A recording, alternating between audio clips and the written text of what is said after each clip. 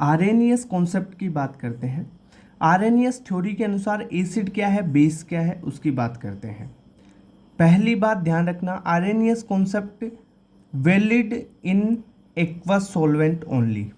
अगर aqueous solvent है तभी आर्हेनियस कॉन्सेप्ट वैलिड होगा। एक्वस सॉल्वेंट मतलब सॉल्वेंट क्या होना चाहिए, एक्वस। एक्वस यानी वाटर होना चाहिए।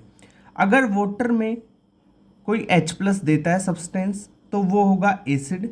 अगर OH- आयन देता है वाटर डालने पर सब्सटेंस तो वो होगा बेस। ठीक है। आर्हेनियस ने एसिड और बेस किसे किसे बोला? जो एक्वस सॉल्वेंट में H+ दे देता है वो तो एसिड होगा, और जो OH- देता है एक्वस सॉल्वेंट में वो होगा बेस। क्लियर बात। आर्हेनियस थ्योरी की लिमिटेशंस क्या थी? इसकी पहली लिमिटेशंस थी कि ये नॉन एक्वस सॉल्वेंट पे लागू ही नहीं होता। ठीक है। और दूसरी बात, किसी भी सॉल्वेंट की एब्सेंस होना तो ये लागू नहीं होगा। यानी मेन बात है, ये फर्स्ट और सेकंड लिमिटेशन एक ही बात कह रही है कि अगर आपके पास सॉल्वेंट नहीं है, एक्वस सॉल्वेंट, तो आर्हेनियस कॉन्सेप्ट लागू नहीं होगा। ये इसकी लिमिटेशन। तीसरी बात है, fail to explain acidic and basic nature of substance without having H+ and OH- ion. बहुत सारे एसिड और बेस हैं जिनके पास H+ और OH- आयंस नहीं है, तो ये उनकी डेफिनेशन उनको तो बता ही नहीं पाता कि कौन सा एसिड है कौन सा बेस है। क्योंकि देखो आर्हेनियस के अनुसार एसिड और बेस कौन है? जो H+ और OH- दे दे वही तो एसिड बेस है। अगर जिनके पास H+ और OH- नहीं है तो उनके बारे में तो ये बिल्कुल भी नहीं बता पाएगा। तो ये इसकी लिमिटेशन हो गई। क्लियर बात। अब अपन देखते हैं ब्रोंस्टेड-लोरी कॉन्सेप्ट के बारे में। सेकंड है ब्रोंस्टेड-लोरी कॉन्सेप्ट। ब्रोंस्टेड ने भी वही एसिड और बेस के बारे में बताया। ब्रोंस्टेड के अनुसार एसिड क्या है?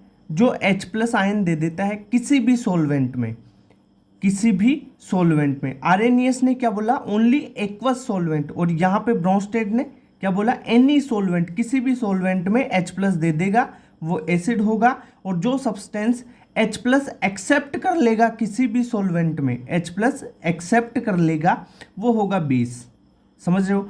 जैसे HCl है, HCl को किसी सॉल्वेंट में डाल लिया अपन ने, ठीक है, तो वो H+ और Cl- में टूट गया। तो यहाँ पे इसने क्या कर दिया? H+ आयन दे दिया इसने, तो ये क्या हुआ? एसिड हुआ, ब्रोंस्टेड एसिड। ठीक है। बेस क्या है? जो H+ आयन को एक्सेप्ट कर ले। जैसे अमोनिया है NH3, ठीक है, NH3 है, इसमें H+ आयन प्रोटॉन दे दिया अपन ने इसमें, तो ये इस प्रोटॉन को एक्सेप्ट कर लेगा और NH4+ में कन्वर्ट हो जाएगा। यानी ये NH3 बेस का काम करेगा यहाँ पे। तो ये NH3 ब्रोंस्टेड बेस है। ठीक है। ब्रोंस्टेड ने क्या बताया? एसिड वो है जो प्रोटॉन को डोनेट करते हैं यानी H+ को देते हैं। बेस कौन से हैं? जो प्रोटॉन को एक्सेप्ट करते हैं यानी H+ आयन को एक्सेप्ट करते हैं। ठीक है। ब्रोंस्टेड ने कॉन्जुगेट बेस और कॉन्जुगेट एसिड वाला जो टर्म है वो भी दी। तो क्या हुआ? जो एसिड है, अगर एसिड में से आप H+ को रिमूव कर देते हो तो उससे बनता है कॉन्जुगेट बेस। अगर बेस में आप H+ ऐड कर देते हो तो वो बन जाता है कॉन्जुगेट एसिड। इसके बारे में डिटेल से अपन देखने वाले एग्जांपल से भी। पहले ब्रोंस्टेड-लोरी कॉन्सेप्ट की अपन लिमिटेशंस देखते हैं। इसकी लिमिटेशंस क्या है? ये फेल कब होता है? Substance do not have H+ ion. जिनके पास H+ आयन नहीं होगा यानी प्रोटॉन नहीं है, अब उनके लिए तो ये ब्रोंस्टेड-लोरी कॉन्सेप्ट नहीं लगेगा, क्योंकि ब्रोंस्टेड ने तो बताया कि एसिड वो जो प्रोटॉन डोनर और बेस वो जो प्रोटॉन एक्सेप्टर हो। तो जिनके पास H+ आयन नहीं है तो वो H+ डोनेट H+ एक्सेप्ट नहीं कर पाएंगे। यानी जैसे BF3 हो गया, AlCl3 हो गया। अब इनका बताओ, इनका तो ये नहीं बता पा रहा ना, क्योंकि इनके पास तो H+ है ही नहीं, तो इनके बारे में तो कुछ डिटेल से नहीं बता पाएगा। तो ये ब्रोंस्टेड-लोरी कॉन्सेप्ट की लिमिटेशंस हो गई। अब देखो ये कॉन्जुगेट बेस और कॉन्जुगेट एसिड है ना, इसके बारे में अभी अपन डिटेल से देखने वाले हैं। ओके।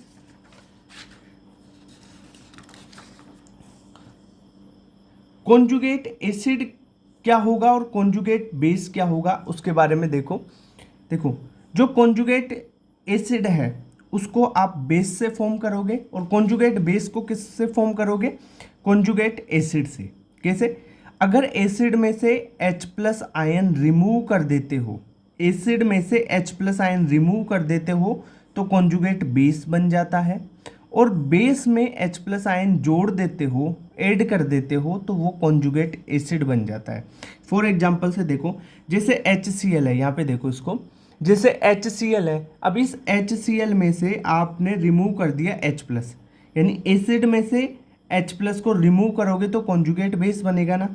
HCl एसिड है, इसमें से H+ रिमूव कर दिया तो Cl- बन गया, और ये Cl- क्या हो गया, कॉन्जुगेट बेस। यानी एसिड में से H+ क्या कर दिया अपन ने, रिमूव कर दिया, तो H+ रिमूव कर दिया तो ये बन गया आपका कॉन्जुगेट बेस। ओके, जैसे HNO3 क्या है, एसिड है, इस एसिड में से H+ रिमूव करोगे तो क्या बचेगा, NO3-, NO3 क्या हो गया, कॉन्जुगेट बेस। यानी एसिड में से H+ रिमूव कर देते हैं, माइनस कर देते हैं, तो कॉन्जुगेट बेस बनता है।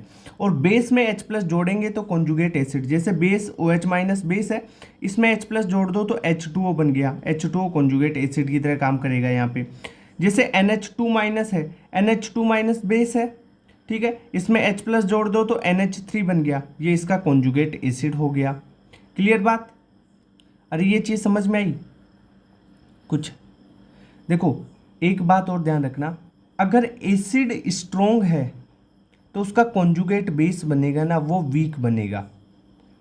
अगर एसिड वीक है तो उसका कॉन्जुगेट बेस बनेगा ना, वो स्ट्रोंग बनेगा। क्लियर बात? समझ में आई? ये थ्योरेटिकल ये चीज़ समझ में आ रही है ना? ओके, तो कॉन्जुगेट एसिड कॉन्जुगेट बेस कैसे बना पाओगे आप? अगर आपको पूछ लिया जाए, जैसे एग्जाम्पल देखिए, जैसे यहाँ पे देखो एग्जाम्पल्स बता रखे हैं ना, जैसे OH- है, अब OH- का पूछा जाए आपको कि कॉन्जुगेट बेस बनाओ, तो कॉन्जुगेट बेस बनाने के लिए आप क्या करोगे, H+ को उसमें से रिमूव कर देना। अगर कॉन्जुगेट एसिड पूछे तो उसमें बेस में H+ जोड़ देंगे आप। क्लियर बात? जैसे OH- है, अब OH- में से अगर आप H+ रिमूव कर दोगे तो इसका कॉन्जुगेट बेस O2- बन जाएगा, और OH- में H+ जोड़ दोगे तो इसका कॉन्जुगेट एसिड H2O बन जाएगा। अब देखो इस OH- से कॉन्जुगेट बेस भी बन रहा है, कॉन्जुगेट एसिड भी बन रहा है, तो ये OH- एम्फोटेरिक हो जाएगा। क्लियर बात? जैसे HCO3- है, HCO3- में से H+ रिमूव कर देंगे तो कॉन्जुगेट बेस बन जाएगा CO3 और HCO3- में H+ जोड़ देंगे तो H2CO3 बन जाएगा एसिड, ठीक है, कॉन्जुगेट एसिड बन गया। तो ये HCO3- और OH- एम्फोटेरिक है, इनसे कॉन्जुगेट बेस भी बना लो, कॉन्जुगेट एसिड भी बना सकते हैं। क्लियर हुई ये बात सारी?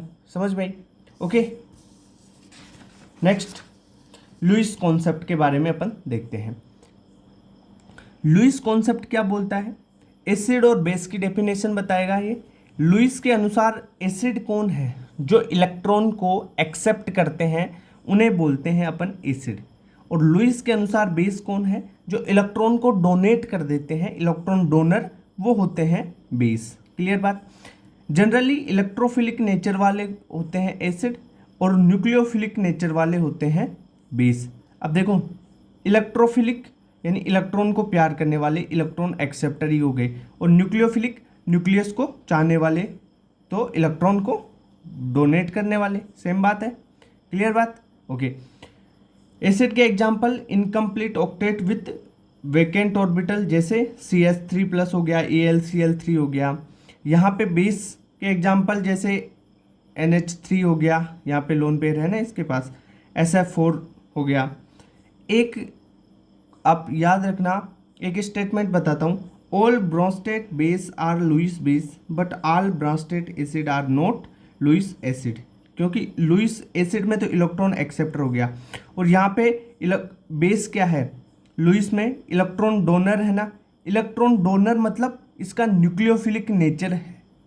क्लियर बात? ओके, तो लुईस कॉन्सेप्ट समझ में आए। लुईस में आपको यही चीज़ याद रखनी है कि एसिड कौन, इलेक्ट्रॉन एक्सेप्टर, और बेस कौन, इलेक्ट्रॉन डोनर। क्लियर बात हुई? एसिड इलेक्ट्रॉन एक्सेप्टर होते हैं और बेस कौन होते हैं, electron donor. Clear? Next Ostwald dilution law पे चले अपन।